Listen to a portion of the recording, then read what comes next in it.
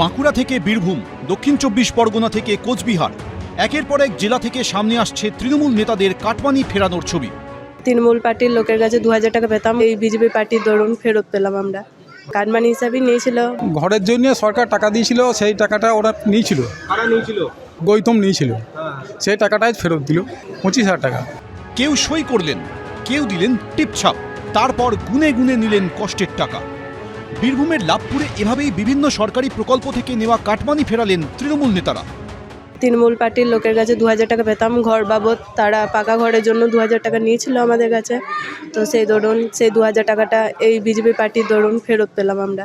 Cut money হিসাবেই নিয়েছিল, বলেছিল এই দুর্গা ঘর করার জন্য। আমাদের গরিব মানুষদের রক্ত জল করা টাকা, সেটা আবার ওইভাবে নিয়ে নিচ্ছে, তাহলে তো সবারই খারাপ লাগবে। বুধবার লাভপুর ব্লকের কামারপাড়া গ্রামে দুর্গা মন্দির প্রাঙ্গণে জড়ো হন এলাকার বাসিন্দারা। প্রায় 50 জন বাসিন্দাকে 1.5 লক্ষাধিক টাকা ফেরত দিলেন তৃণমূল নেতারা। আজকে আনুমানিক 1.5 লক্ষ টাকার উপর মানুষকে ফিরিয়ে দেওয়া হলো, যাদের কাছ থেকে অন্যায়ভাবে টাকাটা আদায় করা হয়েছিল। এটা তো কাটমানিই বলা যায়। এটা বিগত দিনের শাসক দল টিএমসি। অভিযুক্ত তৃণমূল নেতাদের অনেকে সরাসরি কাটমানি নেওয়ার কথা স্বীকারও করে নিয়েছেন। এটা ঘরের টাকা, ঘরের এমনি সরকারের যে ঘরটা পেয়েছিল তার জন্য নিয়েছিলাম। এমনি তখন নিয়েছিলাম 25,000 টাকা, এটা ফেরত দিয়ে দিলাম। সেটা তো ঠিক এখন বলতে পারবো না, অনেকদিন আগের কথা, মনে নেই। ঘরের টাকা নেওয়া হয়েছিল চাঁদা পারপাসে 2000 করে, সেইটা আজকে ফেরত দিলাম। এই নিয়ে সুর চড়াতে ছাড়েনি বিজেপি। বিগত 15 বছর ধরে যে তৃণমূল সরকারের শাসন ছিল, সেটা ঘরের কাটমানি বলুন, আবাস যোজনার অনেক কিছু এরা অনেকভাবে টাকা পয়সা লুটের একটা করেছিল। যে যে ব্যক্তির কাছ থেকে একটা কাটমানি খেয়েছিল, সেই সব ব্যক্তিকে আবার তারাই তৃণমূলের নেতৃত্ব সেই ব্যক্তিকে টাকা নিজের হাতে ফেরত দিয়েছে। গ্রামবাসীদের অভিযোগ, এখনও অনেক তৃণমূল নেতা কাটমানি ফেরত দেননি। তাদের দাবি সেই টাকাও ফেরত দিতে হবে। ভাস্কর মুখোপাধ্যায়, এবিপি আনন্দ, বীরভূম। অভিযোগের পাহাড় জমেছিল তাঁর বিরুদ্ধে, রক্ষা কবচ দেয়নি হাইকোর্টও। এবার রাজ্য পুলিশের এসটিএফ এর জালে ধরা পড়লেন অভিষেক বন্দ্যোপাধ্যায় ঘনিষ্ঠ বলে পরিচিত বিধাননগরের প্রাক্তন তৃণমূল কাউন্সিলর এবং প্রাক্তন মেয়র পারিষদ দেবরাজ চক্রবর্তী। 12 মে বাগুইআটি থানায় রুজু হওয়া মামলার প্রেক্ষিতে বুধবার পুরুলিয়া ঝাড়খণ্ড সীমানা থেকে দেবরাজ চক্রবর্তীকে গ্রেপ্তার করা হয়। একটা 2 পয়সার কাউন্সিলর, তার নাকি 1300 কোটি টাকার সম্পত্তির হদিশ তো আমি পেয়েছি। আমি এর অভিযোগ করেছিলাম। 7,000 টাকা স্যালারি, একটা এমএলএর অ্যারাউন্ড 60,000 স্যালারি, আর বাদবাকি এদিক ওদিক মিলে 1 লাখ সামথিংয়ের কাছাকাছি স্যালারি। জিপ মেরিডিয়ান চলে আসছে, কোত্থেকে আসছে কেউ জানে না। চাকরি চুরি, রাস্তায় বসে এই ছেলেগুলো কাঁদে না আমার চাকরি চুরি হয়ে গেছে বলে, প্রাথমিক দুর্নীতি, তারা কিছুটা শান্তি পাবে।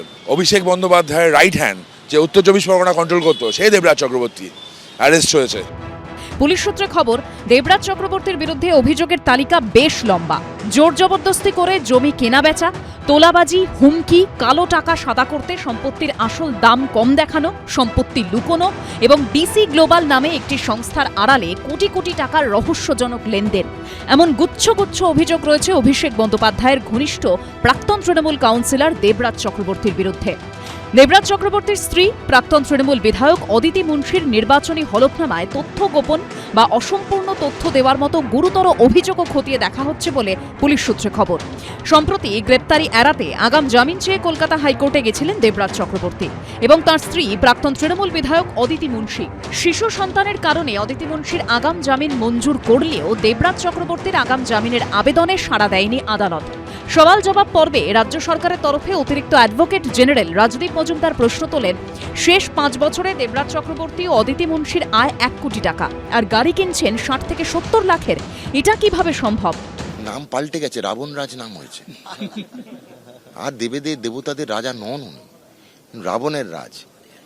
উনি নেতা নন, উনি অভিনেতা। বললাম তো, নেতা আর অভিনেতার মধ্যে তফাৎ আছে। যেখানে ছোবেন গন্ধ বেরোবে, কিসের বলছি না। তৃণমূল চোর নয়, সেটা কিন্তু শিরোনাম হতে পারে। চোর তৃণমূল সাংবাদিকতা করবেন না, ছেড়ে দিন, এটা রোজকার খবর। 2015 সালের পুরভোটে কংগ্রেসের টিকিটে জিতে বিধাননগর পুরসভার কাউন্সিলর হন দেবরাজ, কিন্তু তার 6 মাসের মধ্যেই কংগ্রেস ছেড়ে তৃণমূলে যোগ দেন তিনি। প্রাথমিক নিয়োগে দুর্নীতি মামলাতেও নাম জড়িয়েছিল দেবরাজ চক্রবর্তীর। 2023 সালের 30 নভেম্বর তাঁর 2টি ঠিকানায় সিবিআই তল্লাশি চালায়। 2024 সালের 25 জানুয়ারি দেবরাজ চক্রবর্তীকে সিবিআই জিজ্ঞাসাবাদও করে। পালাবদলের পর তার বিরুদ্ধে গুচ্ছ গুচ্ছ অভিযোগ সামনে আসে। এবার রাজ্য পুলিশের এসটিএফ এর হাতে গ্রেপ্তার হলেন সেই দেবরাজ চক্রবর্তী। এই খবর সামনে আসার পর উৎসব শুরু করে দেন বিজেপি কর্মীরা। রাস্তায় বাজি ফাটানো হয়, মিষ্টিমুখও করেন তারা। ধৃত দেবরাজ চক্রবর্তীকে বৃহস্পতিবার বারাসাত আদালতে তোলা হবে। ময়ূর ঠাকুর চক্রবর্তী, পার্থপ্রতিম ঘোষ ও ঝিলম করঞ্জাইয়ের রিপোর্ট, এবিপি আনন্দ। এবিপি আনন্দ, এগিয়ে থাকে, এগিয়ে রাখে।